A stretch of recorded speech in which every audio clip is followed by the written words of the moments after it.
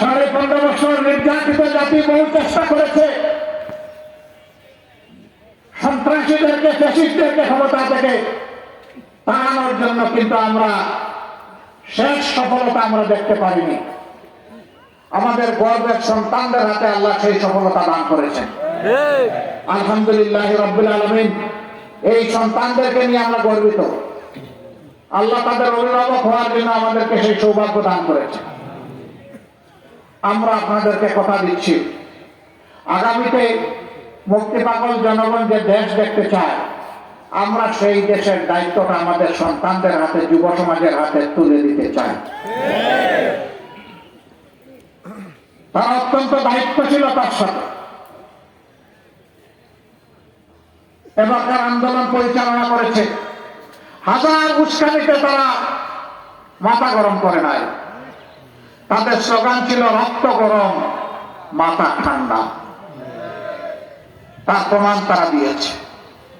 রক্তের বিনিময়ে তারা ফ্যাসিবাদকে বিদায় করেছে, কিন্তু একটা মুহূর্তের জন্য তারা মাথা গরম করেনি।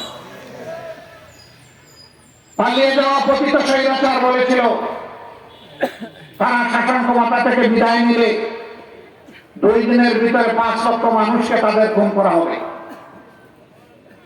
আল্লাহর মেহেরবানিতে তার কিছুই হয়নি। তারা দায়িত্ব জ্ঞানহীন, কাণ্ড জ্ঞানহীন, বেদরদি, বেপরোয়া। তারা এই দেশে মানুষকে ভালোবাসে না বলে মানুষের রক্ত তারা পছন্দ করে। কিন্তু এই দেশে যারা জন্ম নিয়ে এই দেশকে ভালোবাসে, তাদের কাছে মানুষের জীবন, সম্পদ, ইজ্জত সবকিছু হচ্ছে আমানত এবং নিরাপদ। আমাদের দায়িত্বশীল গর্বিত জাতি বিশ্বের বুকে 5 আগস্ট এবং পরবর্তীতে তার প্রমাণ রেখেছে। দেশবাসীকে অভিনন্দন। আমরা 5 তারিখে দেশবাসীকে আহ্বান জানিয়েছিলাম, শান্ত থাকুন, ধৈর্য ধরুন, প্রিয় দেশকে ভালোবাসুন। আলহামদুলিল্লাহ সারা বাংলাদেশে বড় কোনো অঘটন ঘটে নাই। ছিটাফোটা যা ঘটেছে তার জন্য আমরা লজ্জিত, একেবারেই চলে। কোথাও না ঘটলে আরো ভালো। দেশবাসী প্রমাণ করেছে আমরা এই দেশকে ভালোবাসি। এদেশ আমাদের দেশ, এদেশ আমাদের বাপ দাদার দেশ, এদের আমাদের সন্তানদের দেশ, এবং আমাদের সন্তানদের জন্য আমরা একটা নিরাপদ আবাসভূমি দেশ চাই। আমাদের সন্তানদের আরেকটা স্লোগান ছিল উই ওয়ান্ট জাস্টিস। আমরা ন্যায় বিচার চাই, আমরা বৈষম্য চাই না। তাই তারা তাদের প্ল্যাটফর্মের নাম দিয়েছিল বৈষম্য বিরোধী ছাত্র আন্দোলন। তাদের এই স্বপ্ন আমাদেরকে বাস্তবায়ন করতে হবে। এই স্বপ্নের কোনো ভিন্নতা আমরা দেখতে চাই না। আমরা আমাদের সহকর্মীদেরকে অনুরোধ করেছিলাম, এদেশের মাটি আমাদের প্রিয় মাটি, এদেশের মানুষ আমাদের প্রিয় মানুষ। সুতরাং বুকে যতই দুঃখ, ব্যথা, বেদনা থাকুক, আমাদের হাত যেন কারো জীবন, সম্পদ এবং ইজ্জতের উপরে না পড়ে। মহান প্রভুর শুকরিয়া। বাংলাদেশের 56,000 বর্গমাইল জুড়ে ছোট্ট এই দেশটির কোনো 1 ইঞ্চি জায়গা থেকেও আমাদের কোনো ভাইয়ের বিরুদ্ধে কোনো অভিযোগ নেই। এটি আমাদের কৃতিত্ব নয়, যে আল্লাহ তাআলা আমাদেরকে সঠিক বুঝ দিয়েছিলেন, এটা সেই আল্লাহ তাআলার কৃতিত্ব। আরেকবার আল্লাহ শুকরিয়া, আলহামদুলিল্লাহ। এই বিজয়ের পর আমরা বলেছিলাম উল্লাস নয়, যে আল্লাহ আমাদেরকে এই বিজয় উপহার দিয়েছেন, সেজদায় পড়ুন, চোখের পানি দিয়ে সেই আল্লাহর শুকরিয়া আদায় করুন। বলেছিলাম রোজা রাখুন, রোজার মাধ্যমে আল্লাহর শুকরিয়া আদায় করুন। বলেছিলাম গরিবের পাশে দাঁড়ান, একটু সাদকা করে, তার মাধ্যমে আল্লাহর শুকরিয়া আদায়। আল্লাহ তাআলা এই নিজাম আমাদেরকে শিক্ষা দিয়েছেন। সূরা নসরে ফাসাব্বিহ বিহামদি রাব্বিকা ওয়াস্তাগফির। এমন বিজয়, এমন সুসংবাদ, এমন সুদিন যদি তোমাদের কখনো আসে, তোমাদের দায়িত্ব হচ্ছে আল্লাহ তাআলার পবিত্রতা ঘোষণা করা, তার প্রশংসা করা, এবং এই কাজ করতে গিয়ে মানুষ হিসেবে তোমাদের যে ভুল ত্রুটি হয়েছে তার জন্য আল্লাহর কাছে ক্ষমা চাও। আমরা মহান রবের কাছে ক্ষমা চাই। মানুষ আমরা, ভুল এবং ত্রুটি দুটোই আমাদের হয়। আল্লাহ যেন তার নিজ দয়া গুণে গফুরুর রাহিম নামের খাতিরে আমাদেরকে ক্ষমা করে দেয়। বন্ধুগণ, স্বৈরাচার তো স্বৈরাচারী গোনা করলো, আমরা কি করবো? আমরা কি জাতির সাথে সেই একই ব্যবহার করব? কি একই ব্যবহার করব? হ্যাঁ, এই জাতির একটা আশার ঠিকানা আমাদেরকে প্রস্তুত করে নিতে হবে। আমরা কি করতে চাই? আমাদের সন্তানদের এই স্লোগানকে সম্মান জানিয়ে আমরা সামাজিক ন্যায় বিচার কায়েম করতে চাই।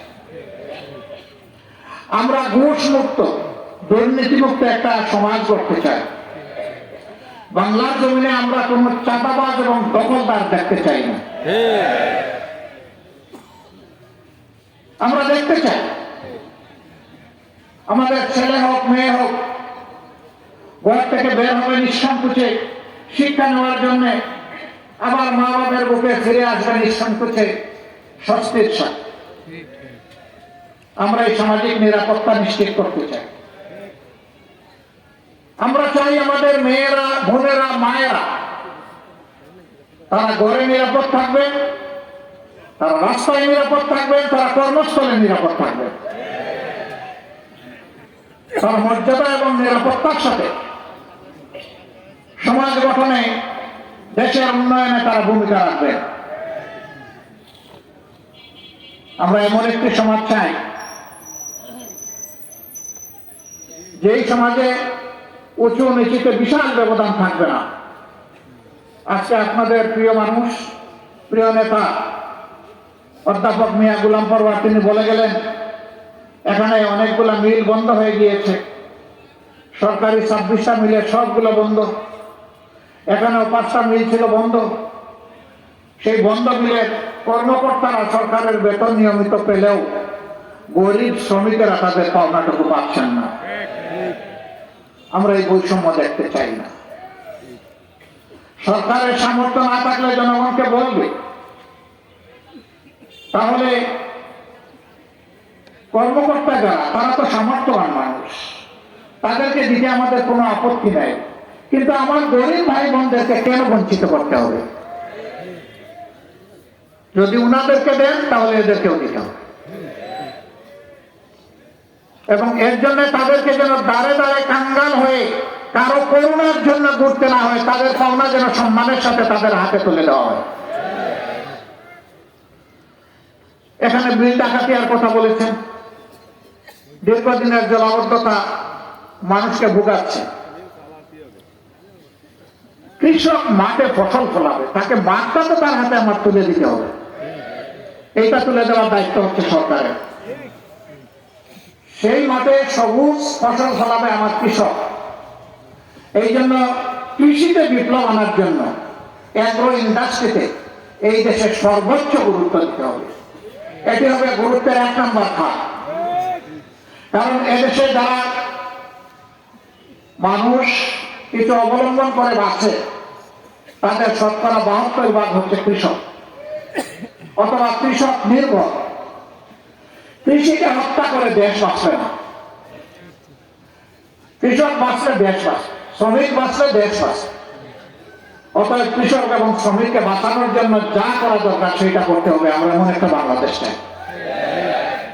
আমরা পরনির্ভরশীল একটা বাংলাদেশ চাই না, যে বিদেশ থেকে পেঁয়াজ, রসুন, আদা, হলুদ, মরিচ না আসলে আমার দেশে চুলায় আগুন জ্বলবে না, এমন বাংলাদেশ আমরা চাই না।